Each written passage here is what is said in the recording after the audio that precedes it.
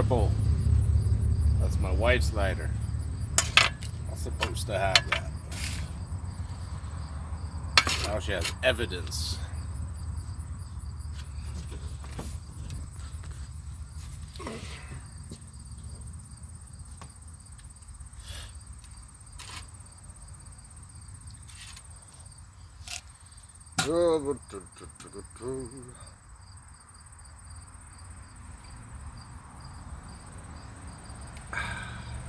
You ever take one of those sips of coffee that goes terribly wrong and then it's just beyond your capacity to control it? It just goes off on the table in front of you. I've never done that with an air gun. Maybe I should take a rule of sipping over the side so I'd be ready to go. You know, you ever had that? It's a common theme in this house.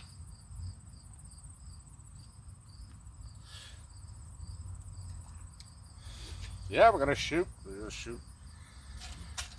gonna shoot R10 match now.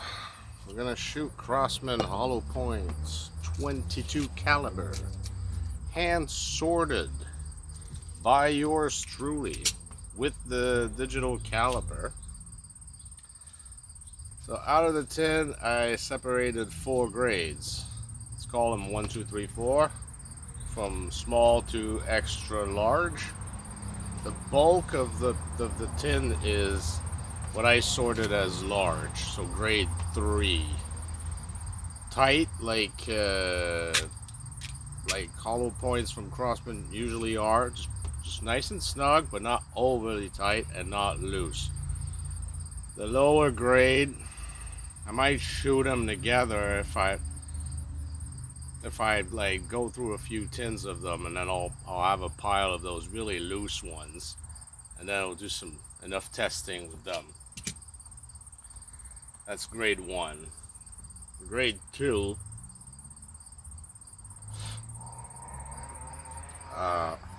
we're actually gonna test. This is grade 3, but we're gonna see if grade 2 can be just tossed into grade 3. I'm trying to make it so there's more pellets left at the end. But grade 2 is medium, so 3 large, and they are the bulk of the tin. Say half of them are grade 3, and the rest are the other 3 grades. And the extra large grade 4, I would just not even bother shooting. They're really stiff, they're thick, they gotta be pressed in no matter what. And the gun doesn't like them. I get, a piston bounce. I get burping in the piston. It goes, meh. It's not happy with them. Too tight. And that would be, I don't know how much it's gonna be over a whole tin. But I started out with 3 grades, and I ended up finding some 5.50s, and I was like, oh, that's bigger than my grade 3 have all been so far. So at 5.50, 5.1, 5.2, I started putting that aside. There are none of these in here. This is 5.46, 4.7, 4.8, and 4.9. So it's pretty tolerant, because I wanted a lot of the pellets to be good for shooting. I got it zeroed. I got most of the zero done. I have a 1-inch sticker, and I'm gonna group on it. Do you guys want to see that, or you want to see me?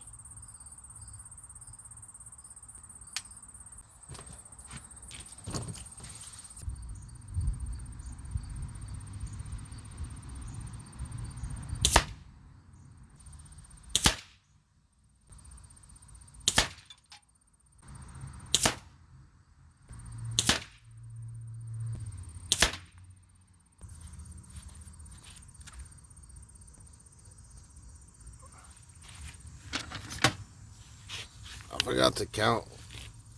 I mean, we'll know with the editing. Well, enough to get the idea. First, we need 1 or 2 clicks to the right, obviously, and Well, you can tell how maybe up to the 4.9s I got a bit of drop, and down to the 4.6s and everything else we got a nice lining up of everything. So next I'm gonna put this in frame. Like, I mean, that was probably 4.9s and everything else seemed to go here. It's very nice. So I'll put another sticker. I'll give it 2 clicks to the right, and we're gonna put grade 2 pellet size in it and see if they mesh with this. If they do, well, all these sizes can go together. I know that the bottom grade, the grade 1 would have grouped like here, and the top largest ones are gonna group over here. So they're not even gonna be mixed in or considered to be mixed in. So let's change sizes and do another group.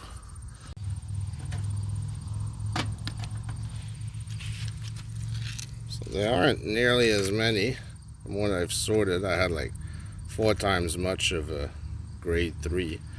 This is more restrictive. It's 5.44 and 5.45. It might be actually very consistent just on their own.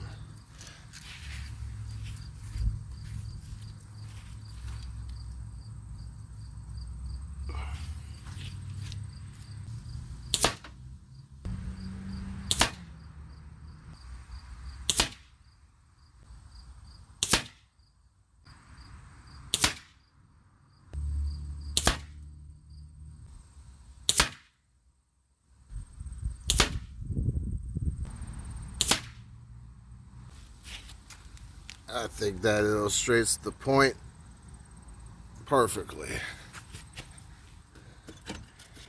I did give those 2 clicks right, and what should have been pretty much the set 0 for the other kind of pellet, everything went further right. Because the smaller they are, the more further right they are, and occasionally they're so loose that they don't even catch proper pressure and they drop FPS. You mix that in with the other group, which was just here, which would now be more centered, and you'd have that with all of that. And that's just from grade 2. So on its own, grade 2 isn't worth enough. Some of them might be tolerable, but still, that's still a 1/2 inch spread outside the sticker. So that's grade 2. Grade 1, I mean, not even, you can't even hold them together as a batch and 0 them. That's worthless. So grade 1 is out the door. That means half the tin is good. That's what it means. I don't have the other one. I don't have it with me. I must have left it downstairs. For the record, I didn't miss any of these shots. This air gun is totally under my control. I don't say that to brag. I'm saying it's very well tuned and it shoots extremely straight. I'm 100% confident in everything that comes out of it. And that's how I can tell what's happening with pellets, because when you eliminate one set of questions, you can finally answer the other ones. And that's my verdict. Half of these hollow points are fine. They'll give you that inch, 1/2 inch group, depending on your air gun, on your range. And the rest are just making the whole batch very expensive, ultimately. You double the price, right? So from $17, it comes up to like almost 35 bucks for a tin of 500 sorted hollow points. Out of the 2 tins that I bought, I'll have 1 tin for 35 bucks. So nope, go just stick to JSB and pay 35 bucks, shipping included, like for a couple of cans and plus shipping and $20 extra. All your pellets will be good to shoot. Start adding a 3rd or a 4th tin, and now you're cutting the price under from this without having to work. Wow, this is a bomb. I mean, these are good. These are good pellets, but overall, the hollow point, for me anyway, in this rifle, my Beeman has better tolerance to them, and that's where they're gonna go, I think. Those leftovers twos. These are gonna go here because I mean I did the work, so and they group well here. But the twos, they're gonna go to the Beeman. See how he likes that. You got more barrel on the Beeman, might be able to rifle them all more evenly. This one shoots well loose fitted pellets like JSBs that don't go well in long barrels, but it doesn't shoot well cheap pellets that need to have excessive rifling to even out, you know, to even out the head sizes. Okay, that's it. It's hot. I'm gonna go cool off. Have a good Saturday, my friends. See you in the next one.